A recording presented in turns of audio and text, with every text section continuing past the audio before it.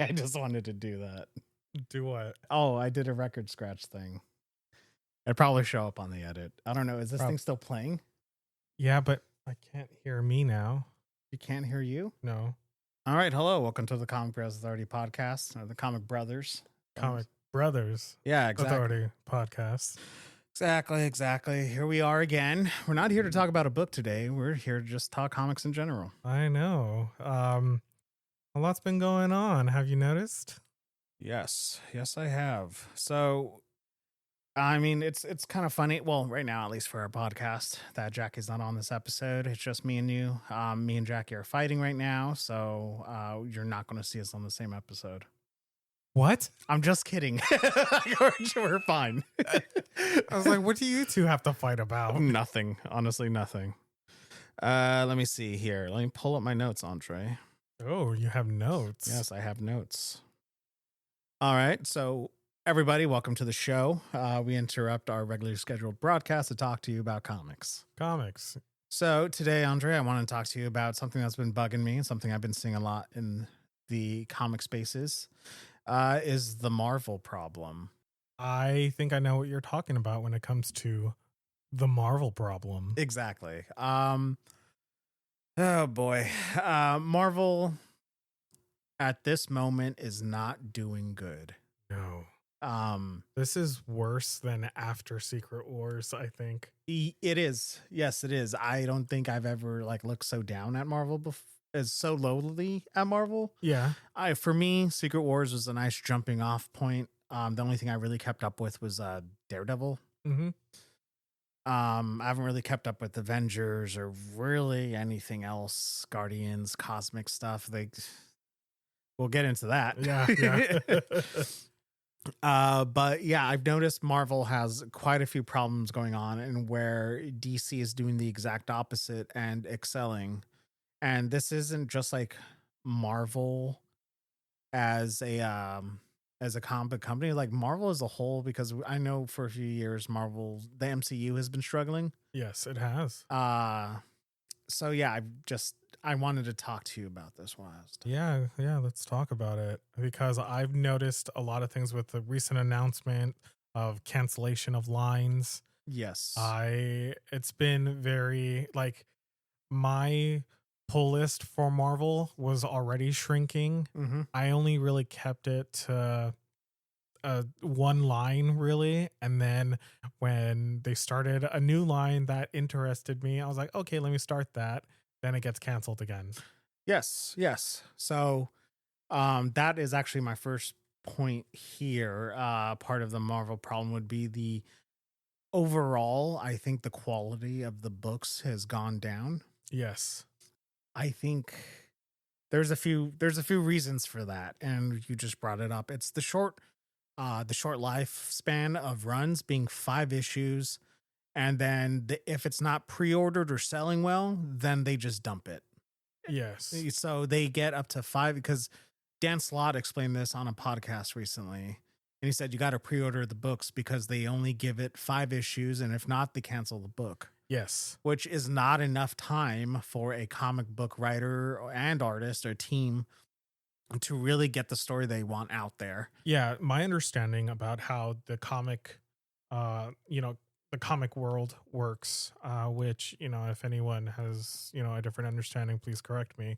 But it's with, you pre-order the book, Marvel looks at those numbers, and then they're like, all right, we can keep this going if we want. So that's why having a pull list at your local comic store is important to have. Or if you're ordering online through online retailers. Yeah.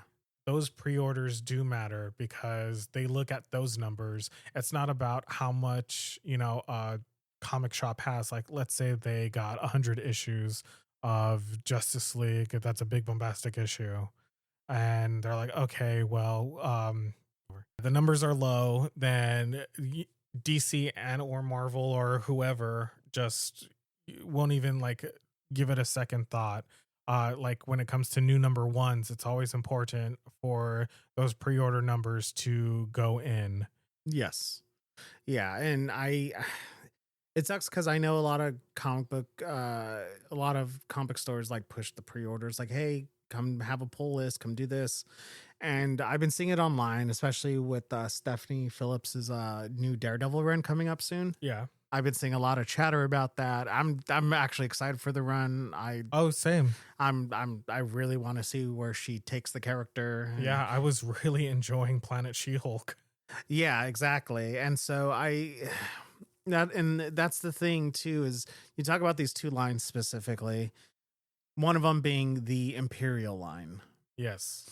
So Imperial was 4 or 5 issues by Jonathan Hickman. Yeah, it was about 4 issues. Yeah, and then they used like one shot to spin off all these other titles like Nova, Planet She-Hulk. What was the other one? Imperial Guardians. Yeah, Imperial Guardians, and there was going to be Exiles. Yeah, Exiles, which we're going to see the further adventures of Lilandra and Charles Xavier. Yeah, which I was excited for. Me too. I wanted to see where they were going to take that. Yeah. But no. Yeah. But yeah, they announced like, all right, we're shuttering all of it. And this kind of reminds me of like the second and third volume of Nova, where they canceled it after so many issues. Yeah. And I'm just like, well, Nova's always getting the shit end of the stick. Oh, God. And that's what makes me so mad, because it was an enjoyable book. It's great. Yeah. It's, like when it comes to Jed McKay, it's a love-hate relationship. Mm-hmm. I do have issues with his Avengers and some issues with his X-Men, but I enjoyed his Doctor Strange. I enjoyed his Black Cat, and I enjoy his Nova. I like his Nova. I'm not too much into Jed McKay, but I like his Nova a lot. Yeah, Nova he is seems good. to really love the character. There's a great dynamic. It's bringing everything back to like square one for the character. Yeah. Which I think it's nice because he's not really been in the spotlight lately. He's just been doing guest appearances. Yeah. Over the last like decade. Yeah, because he's like a supporting character in Guardians of the Galaxy and like either like Donny Cates or Al Ewing's run. Yeah, or he was a supporting character in Stephanie Phillips' Jean Grey book. Oh, really? Yeah. Sick. Yeah, she was teaming up with Nova and they were doing their thing. Oh, that's cool. Right? That's cool. Right. Yeah, so yeah, you see this kind of a lot, and then it just gives us like the very short lifespan, because we're not seeing Marvel do any of these like long form stories anymore. Yeah. And it's just constant renumbering. Mm-hmm. And I don't know. I just think it like sucks for new readers, because there's a lot of people who want to get into Marvel. Yes. But they can't seem to go past issue 5 or whatever have you. Yes. Yeah, I can't. But like, okay, I'm gonna use something as an example. It's from the X-Men line. It's the Magic book. Yes. So my boyfriend was collecting Magic, right? Yeah. Okay. So then he fell behind by like a month or two, and then I was like, oh yeah, it's ending because they're doing this big old crossover in the X-Men titles. Yeah.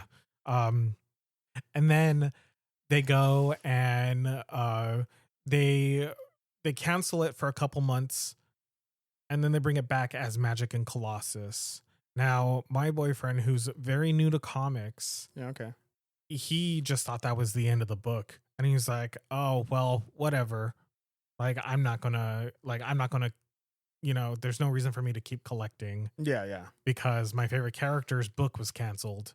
So it kind of like pushes and alienates new readers. Yeah. Because they're not sure how things go. Like you and me, we're veteran readers. Yes. We know how the industry works. As far as the new people, they don't. And yes, I do know that like they can learn, but still, like the reason I was able to jump onto a book, like I jumped on issue 31 of New Avengers by Brian Michael Bendis and Lionel Francis Yu. Yeah, I remember that. Yeah, back in the day. And I was like, okay, I'm just jumping in. It's the middle of a story arc. Yeah, it was like 2 issues and that story arc was done. Yeah. Yeah, but then that volume itself ended, what, 2 or 3 years later? Yeah, back when what issue did it end on? Like 50, 60? 65? Yeah. Yeah, you don't see books go that long anymore. I think DC is doing that. Yeah. I And was surprised they relaunched Batman at #1. me too. But I think they did that because of the whole Jeff Loeb, Jim Lee, Hush 2 story that was going on. Which, I mean, this is They're DC. still not done. But They're still not done. They're not going to be done till next year. yeah. And it's, I mean, also DC's fault too, because they would cancel a book like, they would cancel Green Arrow, Yes. but they would keep Jim Lee and Jeff Loeb's book going, even if it's delayed to like fucking hell. Yeah. This is like Batman and Robin, or that Kevin Smith Batman. Oh yeah. Or Kevin Smith Iron. No, what was that Iron Man book from like 2010 that they were doing and then just like never saw the light of day, like after? I think it was the John Favreau Yeah. one, right? Yeah. The tie-in to Iron Man 2. Yeah, it like went on 2 issues and then just stopped. Yeah, because Adi Granov was just doing other things, the artist. But it's becoming more of a problem when you see more of these titles, specifically with Marvel. Yeah. Going back to the Imperial of it all. Yeah, because that's a big and recent one. Yeah, because Stephanie Phillips was talking about it on podcast. She was like, I had to wrap up my story. I had a huge story, but they told me you only got 6 issues. Yeah. And so she had to go and quickly rewrite issue 6 To end it. Yeah. And like you look at, and like it's crazy because like Imperial Guardians, that was the book I was excited for because it's written by Dan Abnett. That's why I was so excited to read it too, because I'm like, yeah, great, because they're doing Guardians with some of the cast. Yeah. And then you have the talking heads. Yes. I was like, this feels the confessional. Yeah. I was like, yeah, they're doing this thing from the original Guardian, or not original Guardians run, but from that Guardians run, from the DNA run. Yeah. And I was like, sick. Like, this is cool. This feels like a perfect like successor. Yeah, exactly. And that's what I was really excited for. I was so excited to see Cosmic Marvel really take off and be a thing again. Yes, I was excited too. We haven't had a Cosmic Marvel corner in quite a while. Yeah, because usually, because you go back and you think about like Jim Starlin's Adam Warlock run, that went on for a while with his Captain Marvel. I think they both did, like Roy Thomas did like both those books too. Yeah. And those went on for a very long time. And like even like Silver Surfer in the 80s and 90s went on for a fucking long time. I mean, shit. Like one of the craziest cases of a series that went on way long is X-Men from the 90s. That starred Nate Gray. Why did that series go as long as it did? I don't know. I'm not really an X-Man fan. I'm not an X-Man fan. I don't care for Nate Gray. I don't either. I really don't. I like Nathaniel Summers. Yeah. I don't like Nate Gray. Yeah.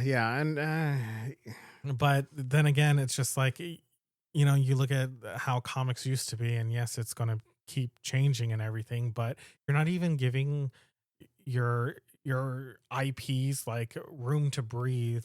And like that's the thing, is that like you're hiring these people to write these stories. Yes. And to flesh out these characters and give character development, because you're looking at the dollar signs. Yeah, exactly. It all comes down to the bottom dollar too, where it's stifling these creatives from like flourishing and wanting to tell their stories that they really want to tell. And also it's not trusting the audience for it to even gain an audience, and for us to like try to pick it up. Because I remember like there will be some storylines where it's like, all right, the first few issues are fine, but then like it really kicks into gear around like issue 12 or something.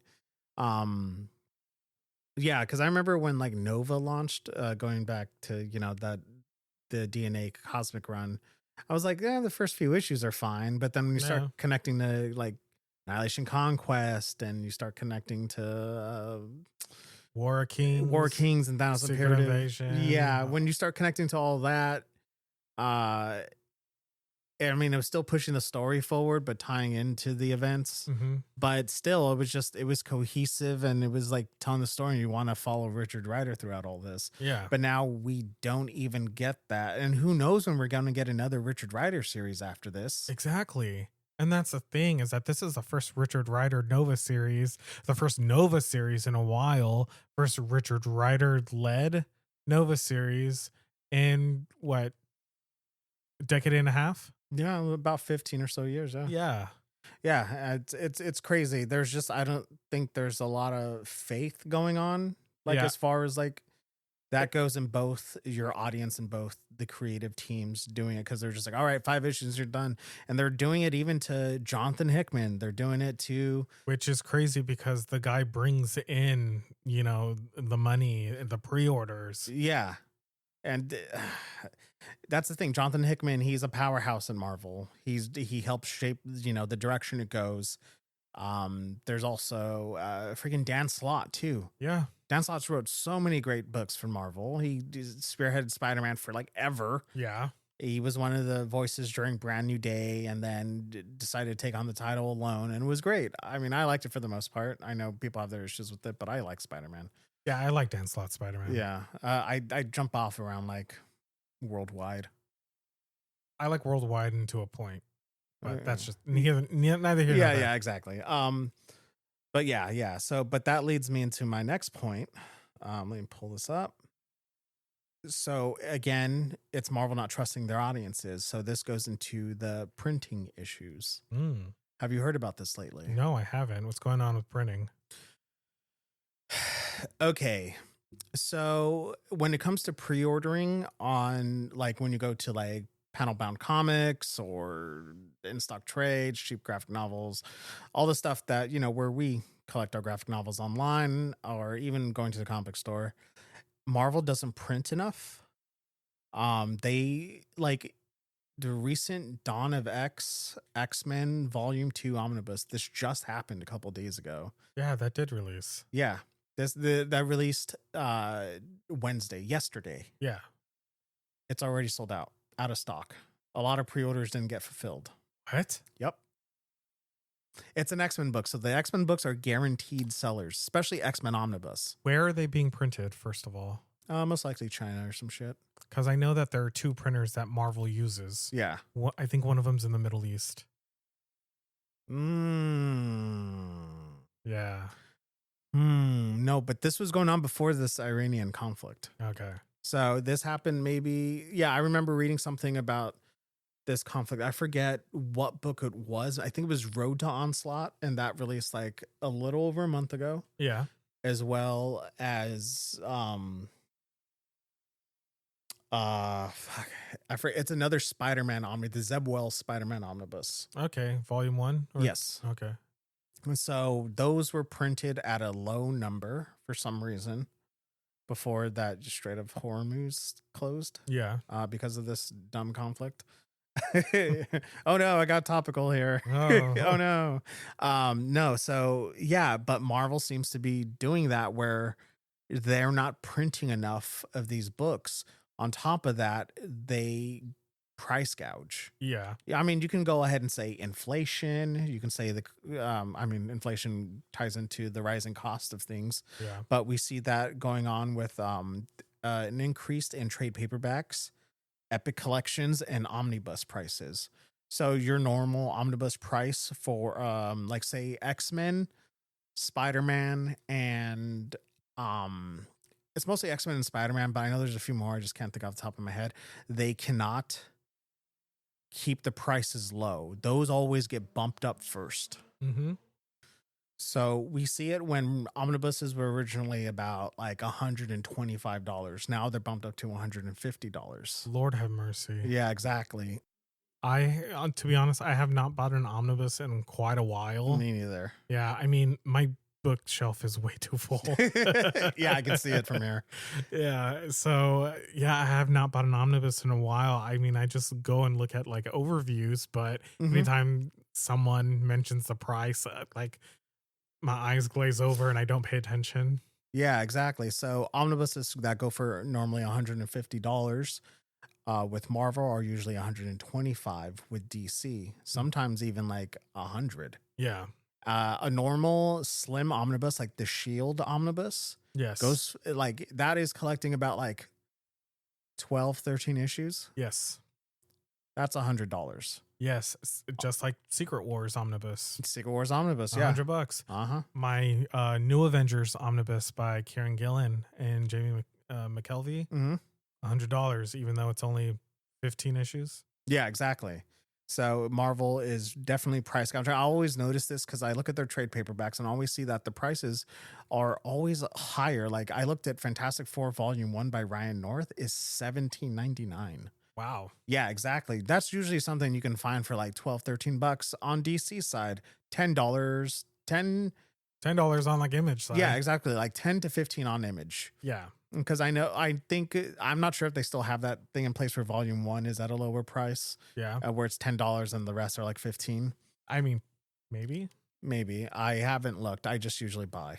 I don't buy a lot like that anymore. Like I try to keep it like pretty straight. Like, and I control my funds as much as I could, but I buy secondhand a lot. Yeah.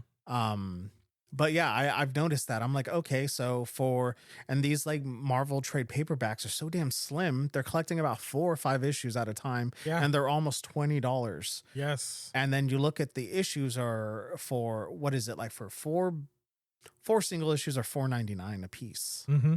So you're getting what, 23, 25 pages? And then I think it's 2021. Is it? Yeah. Shit. Yeah. So because I know when the housing crisis happened, that's when they lowered the number of pages. Yeah. Okay. I believe even that during a time of economic growth, you haven't really seen them like kind of. Yeah. I mean, they give us like it feels like there's an anniversary issue every like 10 issues. I know. Yeah, but like DC, I know was like trying to not do as such high priced books. I think recently there's an anniversary issue out right now that is a lot of. I think it's a normal. What is that book? No. Marvel had an anniversary issue. I forget which character it was, but it's a normal sized book that is going for like $6.99. And just because they slapped anniversary on it, I forget which one. I literally just saw it. I don't know why I'm blanking on it. I should have wrote it down. But yeah. And then I think DC had a recent one too, but that price remains relatively lower. Yeah. But, you're still getting like glossy pages. It's not like they use like faux newsprint or anything like that. Yeah. And that goes to show you again, like we get into price gouging, and then even the compact versions of these books are outrageous. You get $15 for a Marvel compact book. And for the compact line of DC, you get them for $10. But if you're getting them on a site like In Stock Trades or Cheap Graphic Novels, you get a certain percentage off. So it comes out to like $7.99, $8.99. Yeah. And so you're getting it cheaper than that, Yeah. But yeah, like the DC compact line is so big right now. It's huge. I see those books everywhere. Everywhere, right? Yeah. Like those are books that you could just sell and like at Target and at Walmart, and you can go pick it up. I think that's like what they're like meant for, things like that.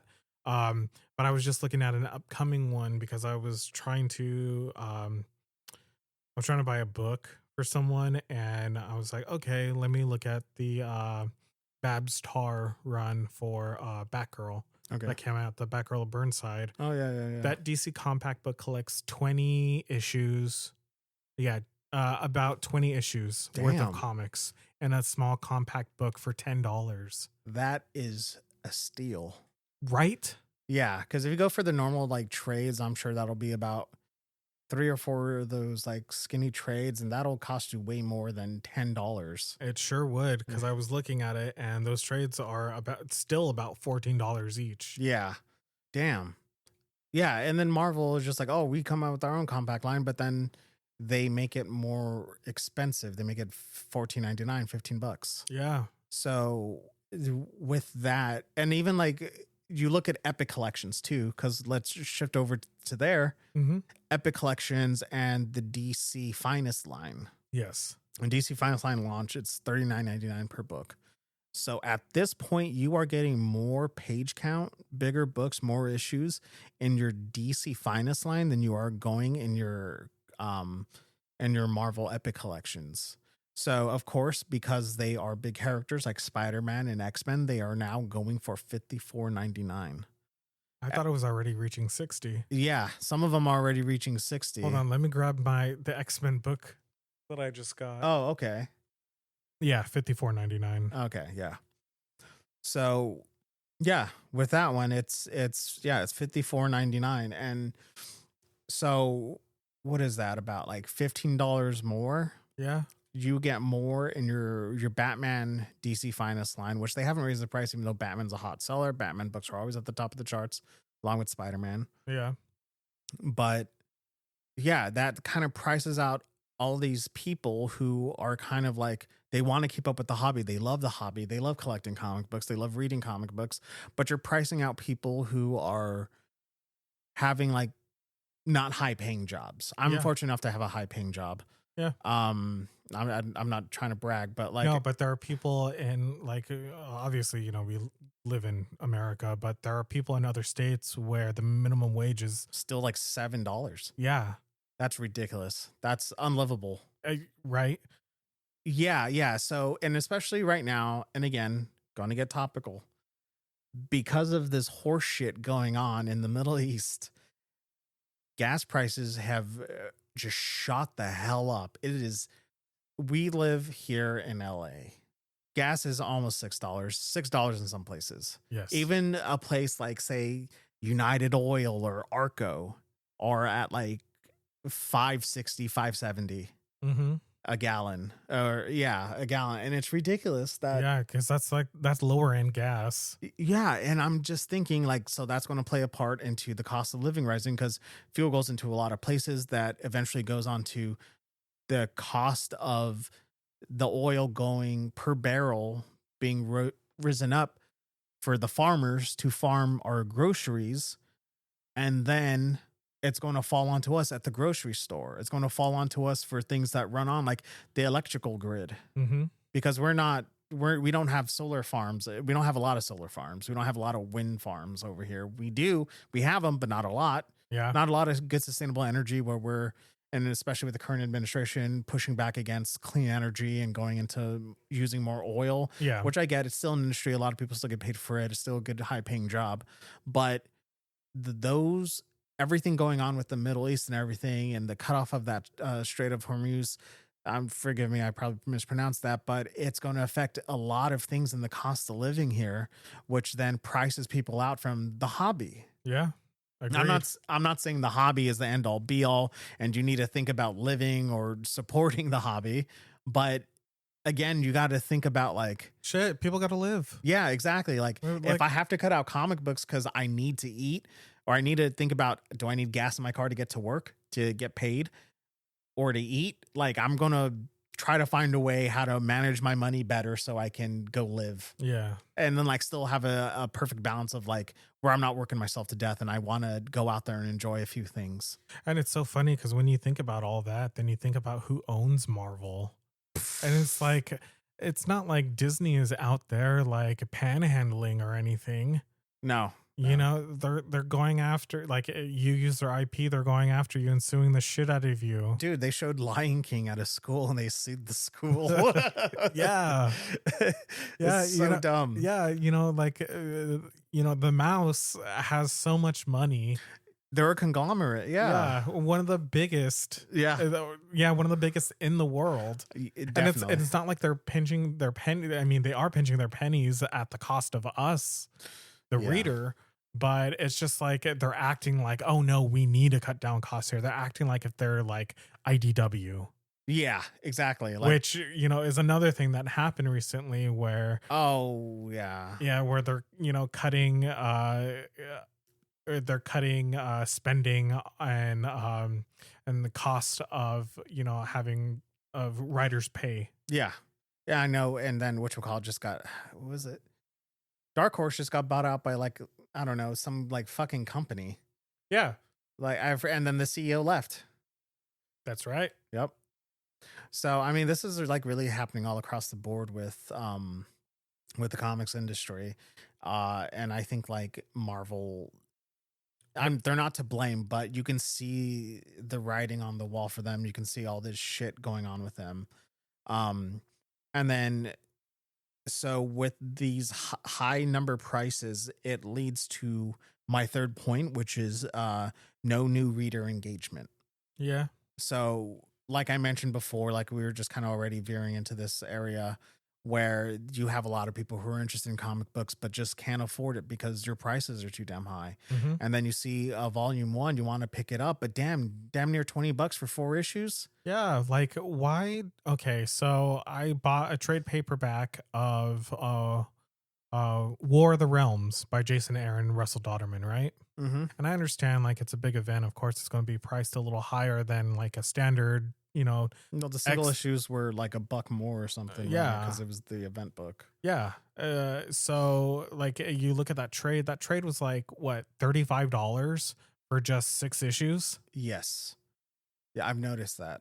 I've noticed Marvel does that with their event books. Yeah. They're always like damn near $35-$40. Yes. And it's ridiculous. Yeah, I had to wait to get it on sale because I was like, I'm not going to be paying that much. Yeah, exactly. Like for this, like, oh no. And that's what like leads people to, sailing the high seas to read their comic books. Yeah. Yeah, I mean, pirating has really skyrocketed. Yeah, and I know there was a recent thing on TikTok of people just saying, "Oh, pirating is bad," and other people going, "Well, I mean, with these fucking prices, you don't." Yeah, and I see people, when I was on TikTok, people were like, I don't live in America where these comics are easily accessible this. They don't sell it over here. Yeah. So I have no choice but to pirate it because I like these characters. Yeah, exactly. And I think, when it comes to that compact, the Marvel Premiere Collection. I just want to say we're not condoning pirating. We're just talking about it. We're just talking. So, yeah, like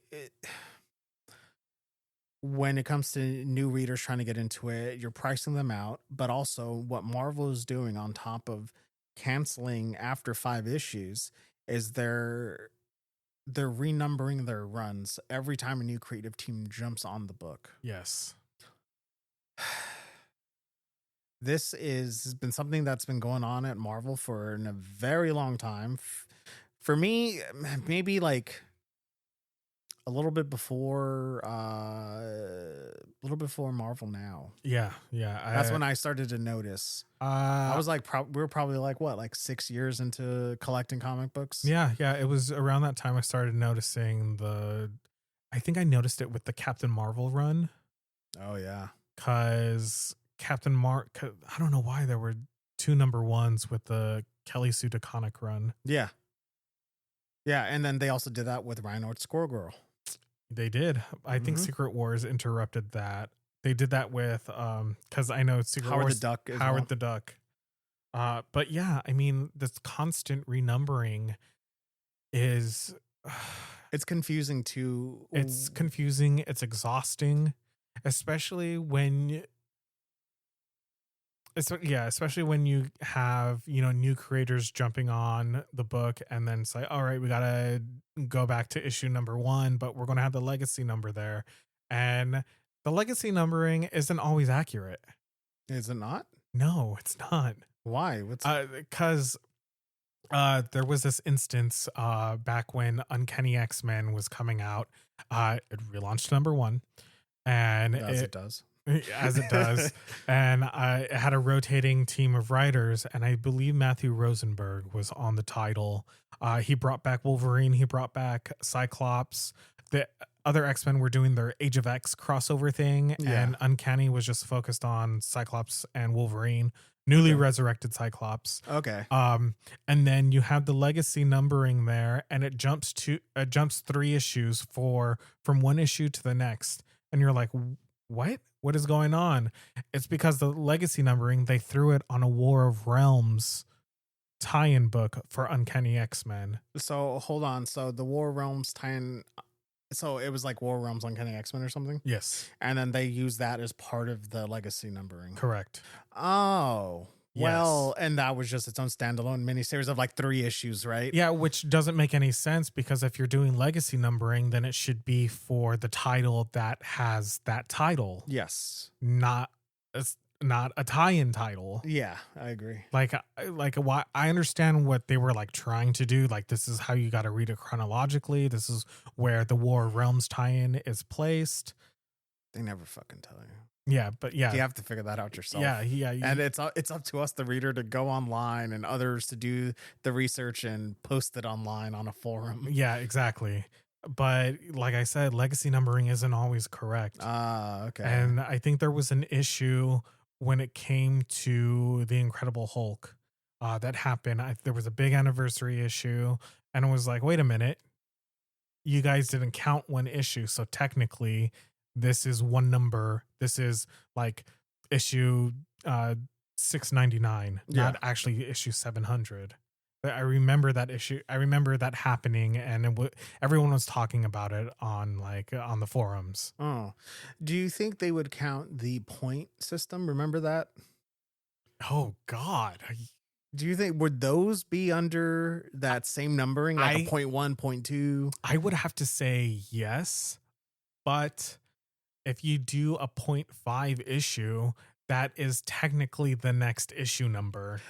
All right, everybody. If you're confused about this point system, Marvel did this kind of like Marvel Point Now, and they used this point number, like Amazing Spider-Man 628.1. They use that as kind of like a standalone issue or whatever for a new reader to jump on. Don't know why they were just doing it in the like early 2010s. Yeah. Like pre-Secret Wars.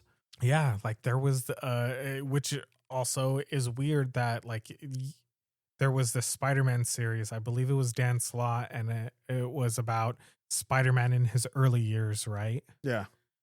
That was a point system. It was like this Amazing Spider-Man 700 700.1, 700.2, 700.3, 700.4. Brother. Yeah, and it's like how are you going to consider this Amazing Spider-Man, or is this going to be something else? Yeah. Oh God. So this legacy numbering thing, it just, while I do understand it is for long-term readers like ours. It's for the collector. Yeah. Yeah, it's for the collector like us, but it doesn't make any fucking sense sometimes. No, I don't think so. No, it doesn't. But Yeah. going back to the whole renumbering of it all, like what are we on with Captain America? I believe we're on like the 7th volume of Captain America or something like that.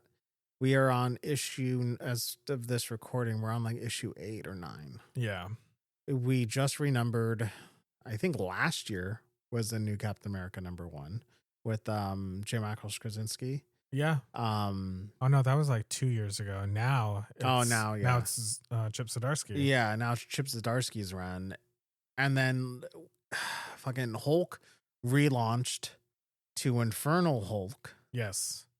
It went from just Hulk to Infernal Hulk at a new #1 with Philip Kennedy Johnson. Still the same writer. Yep. I mean, Ryan North on Fantastic Four, they relaunched it because the movie came out. I remember I asked you about that, and I was just like, why would they relaunch in the middle of an event? By the same writer, they were launched in the middle of One World Under Doom, also written by Ryan North. Yes. And they decided, like, hey, the series ends in the middle of this event, and it's going to relaunch to #1. And then, like, what, the first issue? It's them fighting Doom during the One World Under Doom event. But then the next issue is like, what, like other stuff? Yeah. I mean, I think it was like 2 issues. I think that was a 2-issue arc. But still. But still, you're renumbering it just because you got a new artist. Yeah. They got a Humberto Ramos on it. Yeah. And it's just like I'm sick of the renumbering game. Me too. Because the thing is that if you're going to say which Fantastic Four #1 do you want to read? Do you want to read 1961? Do you want to read 2000 or 98? Mm-hmm. Do you want to read 2012? 2012? Do you want to read Is it 18? 2018? Do you want to read 2022? And then you're just like, okay, Yeah. you don't know. And it gets confused. Like when I started reading Fantastic Four, it was, I forget what fucking issue number it is. It was probably in the 500s. Yeah. But it was part of the Dwayne McDuffie run. Yeah, rest in peace. Yeah. Loved it. Yeah, exactly. Like I love that run. I love the Dwayne McDuffie run. I just picked it up and I was just like, you want to know what? I like the Fantastic Four. Here we go. Yeah. And the thing is, you said it, you said it correct earlier. They don't trust the readers. No. But then it's kind of crazy because you have decades and decades and decades where Marvel has trusted the reader to just pick up an issue and just go from there. I get it. When you slap a number 1 on the cover, it sells like hotcakes. That's why. And so they're searching for the short-term money, grab. Yeah. As opposed to, trusting the reader and like, all right, we can let this evolve over time. And it's kind of funny. It's like they keep trying to recapture that glory of Spider-Man #1, X-Men #1, and X-Force #1 from the early 90s. Yeah. They keep trying, and it's nothing. Those are the best selling comics of all time, and it's just not going to happen. Yeah. And I know they're also chasing after like Youngblood and Spawn and Wildcats, and even those ones, they're not going to get them. No, it's not going to happen again. But just these renumberings also, in a way, because you do it in the middle of a run, you still, they're not that great of jumping on points because they're in, bless Stephanie Phillips, because I know she's been promoting the Daredevil. Yeah. Her Daredevil run where she's like, this is going to be a good jumping on point. We're going to do this with the character, and we're trying to make it very new reader friendly. So hopefully, like, it's true. I didn't read the last run. I stopped at the end of Zdarsky. I didn't read this. This Alden Ahmed. Yeah, I didn't read any of that. I hear it's so. I am eventually going to read it, but I just I'm not there yet. I don't have time. Yeah, I mean, very little interest in it. It just goes on and then it ends. Yeah, and so that's what I'm hoping with the Stephanie Phillips, that it is a true jumping on point, but there's no real formal way to introduce these characters again, in a way. Mm-hmm. Because I think, again, when it comes to Marvel, they are so old at this point. The stories like Spider-Man, Fantastic Four, like the stuff from the Stan and Jack days, is 60 years old, and they keep reprinting those books. And although I believe those books are extremely important, really, those books they're so hard to read. Yes. For some reason, I don't know how I read those books, like, because I remember when I was collecting Amazing Spider-Man, the first issues. Oh, yeah. When they're reprinting them in the Los Angeles Times. Yeah. This was like 2007 or something. That was a long time ago. That was a very long time ago. But I was in high school and I was reading those, and fine. Yeah. I was like, I love them. But like going now and reading them, I'm like, oh man, these are just like, they're overly written, sometimes not written very good at all. Everyone's over explaining everything. I understand how comics were written back then. That's just how it is. Yeah. It's just harder to read Silver Age. And I know a lot of the new generation have a hard time grasping with that. And even I do sometimes. Like I picked up Kryptonite Nevermore from who wrote that? Fucking Denny O'Neil and Kurt Swan. Mm-hmm. And I was just like, man, like this is just like in my head, it's like old radio announcer Superman. Yeah. It's just that, and I'm like, oh boy, like wow, this is very verbose. Yeah. This is like Superman. Oh, I'm going to grab the plane wing and do this. Because I'm true justice. And I'm just like, okay. Yeah. And that's like, especially like, Stan Lee's writing. And then. Oh boy. I know. I mean, sometimes it's good, but sometimes you're just like, oh my God, get to the point. I think his Daredevil's atrocious. I think his Daredevil is so bad. I love his Spider-Man. His Spider-Man is the one that cuts deep. Personally, love Fantastic Four. Yeah.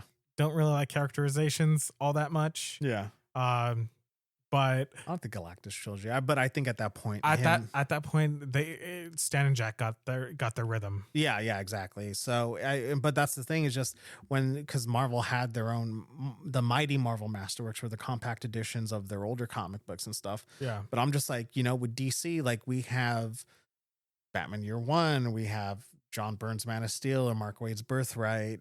You even have Green Arrow Year One by Andy Diggle and Jock. Yeah. And yeah, so you can go back to these comic books and then just be like, oh, these are like modernized updates that we, the reader, can just read and go on with it. Yeah. And I think even like, but the thing is that like when it comes to like DC having those like origin stories, these modernized origin stories, those are evergreen.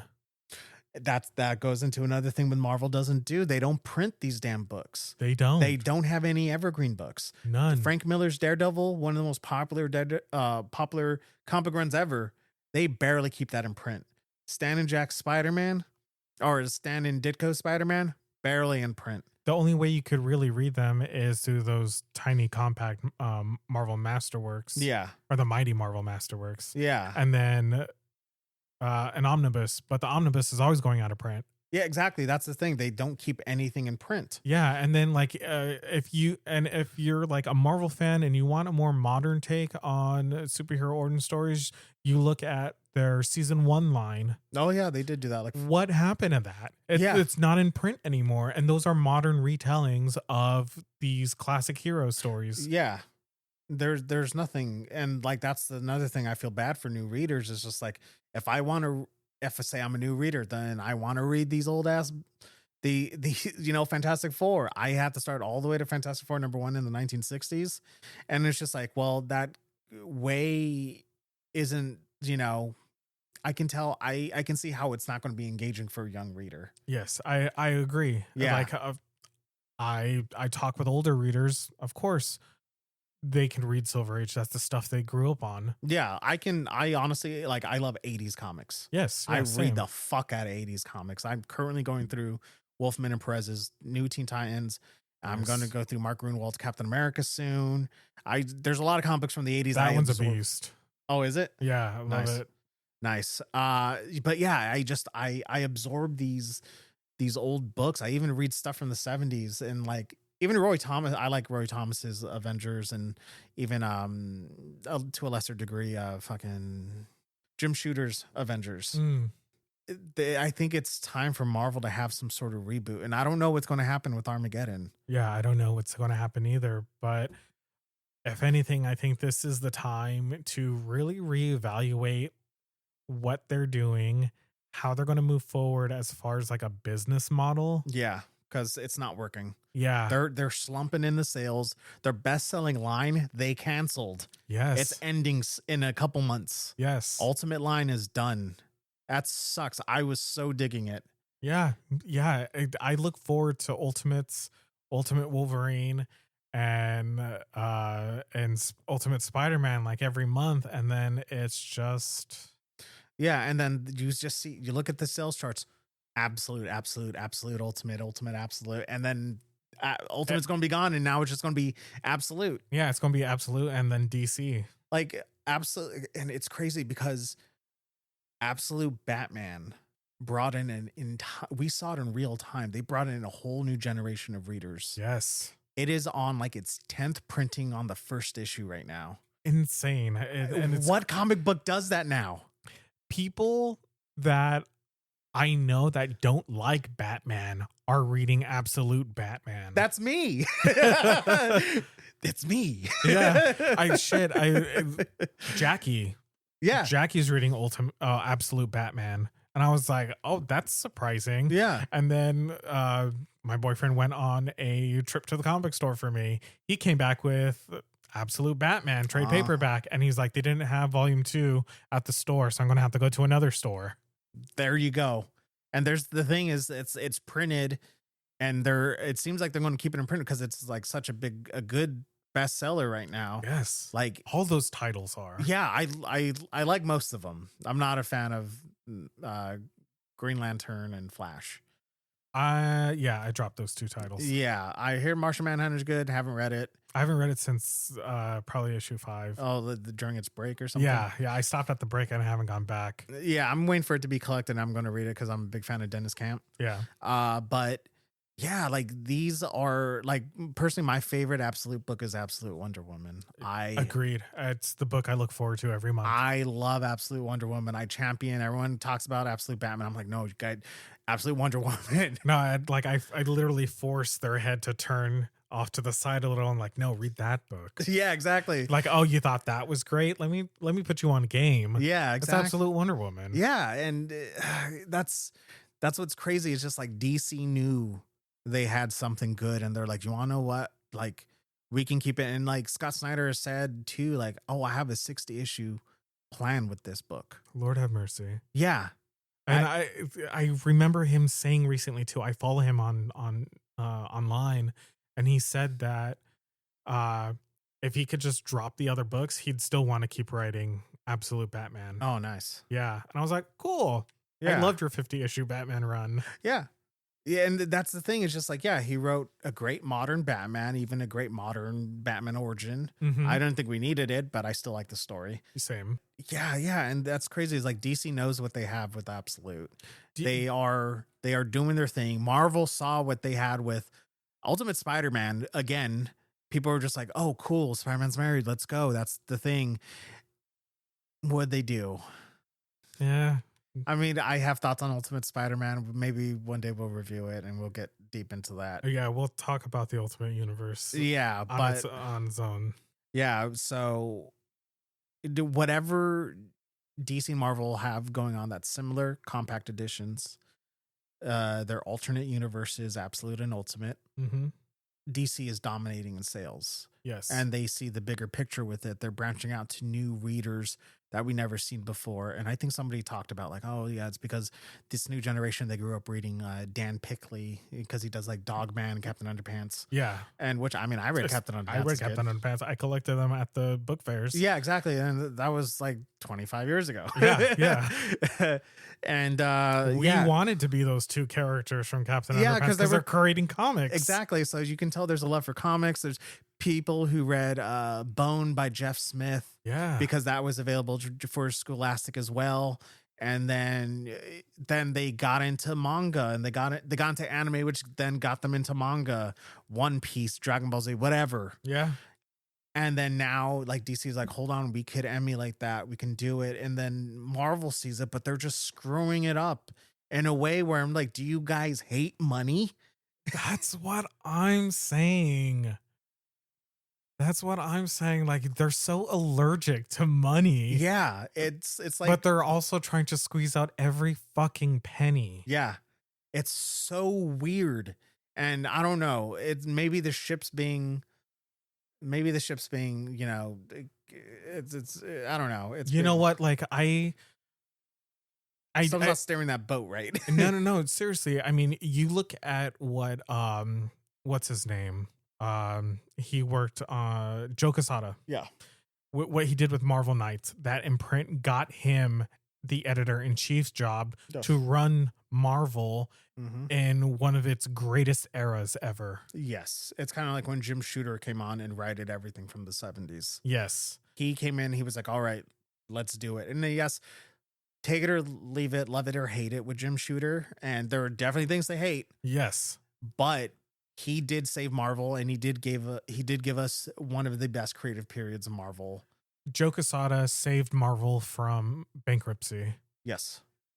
With Marvel Knights, and then becoming editor-in-chief and bringing on all this talent from indie books, like Brian Michael Bendis and Ed Brubaker. Matt Fraction. Yeah.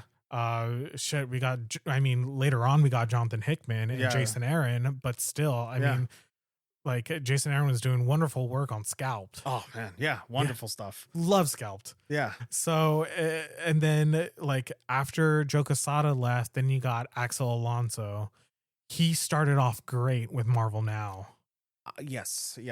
I love Marvel Now. I think that Marvel Now's Marvel's last great period. Yes, I agreed.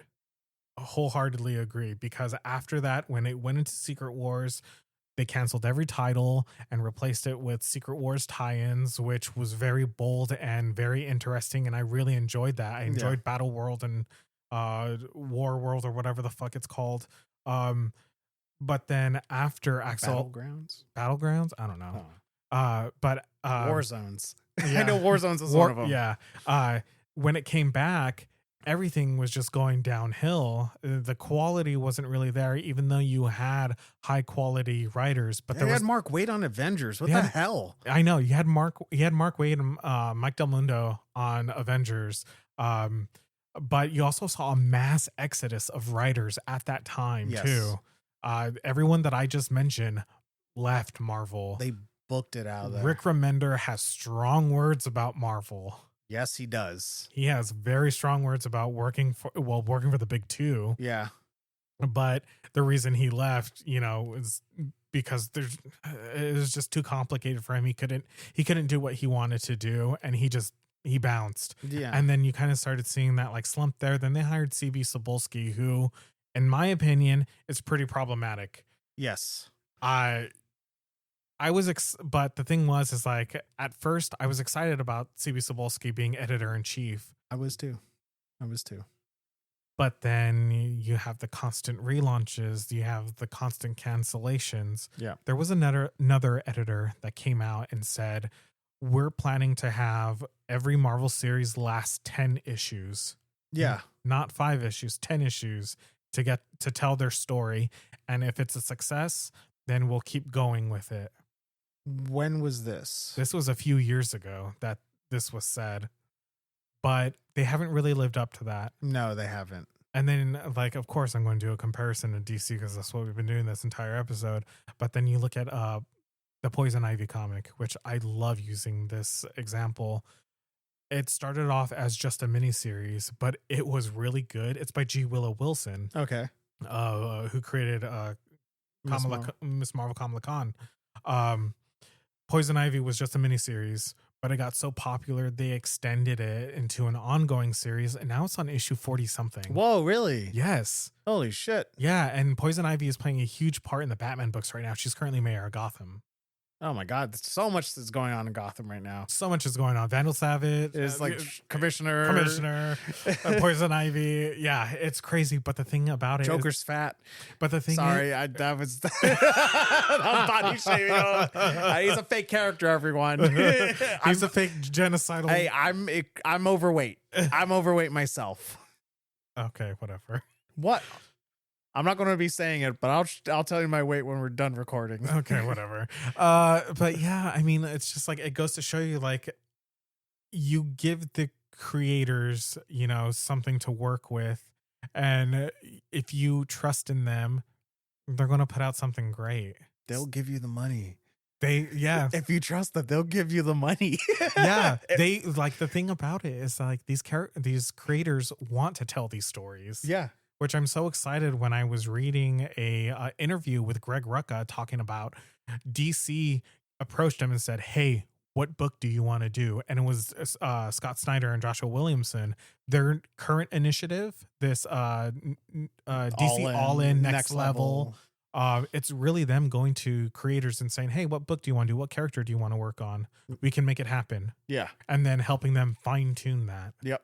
And that's why we have a new Batwoman book. That's why we have a new Deathstroke book. That's why we have... Yeah, Tony Fleecs is on Deathstroke now, yeah. Yeah. Oh, yeah, that's right. Greg Rucka is writing the new Batwoman book. Yes. Yeah. Sick. Yes, exactly.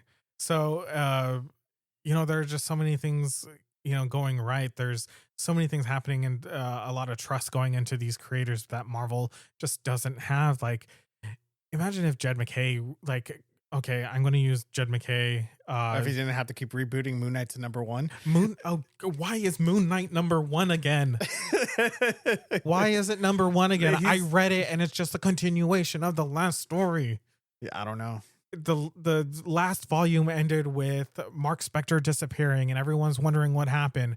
The new #1 starts off with finding out what happened with Mark Spector. It's just the next fucking book. Yeah. It pisses me off. And then it's like you also look at his Avengers run. I read it. I really don't care for his Avengers run. That's how I felt about Jason Aaron. I was so excited. And then I read his Avengers. I was like, why am I still collecting this? Yeah, same. Avengers hasn't been good for quite a while. I know. But trust me, I know. Yeah.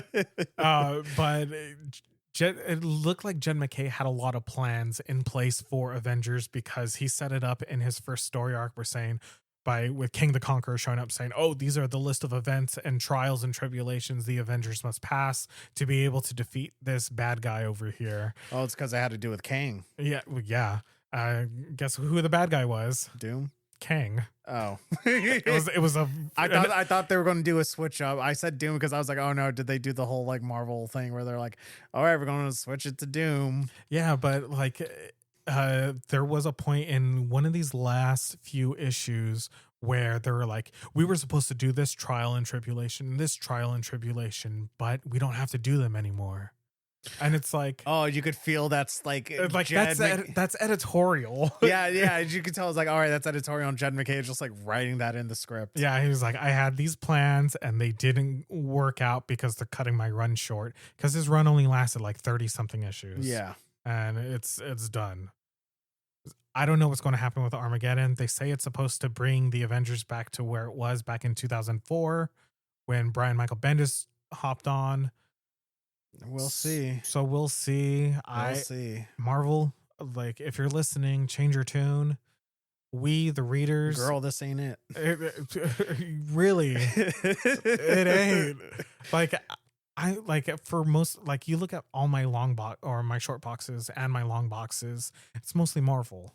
Yes, and I was about to. I was thinking about that today on making the list. I was like, all right, the Marvel problem, and I really wanted to preface this with like we're big Marvel people. Like, I know I have a shit ton of DC, but because Dad, we grew up Marvel people. Like, that was just we have for like Robin. He's a main DC guy. He just loves DC more so than Marvel. Whereas we're kind of the opposite, where I have a little bit more love for Marvel than I do DC. Still like them both. Oh yeah, same. Yeah. And I can see like when it's time for DC to shit the bed, I'll talk about it. But right now, I'm talking about Marvel shitting the bed. Yeah, because Marvel, girl, you in danger, girl. You in danger. All right, everybody. Thank you so much for listening to our conversation and our rant.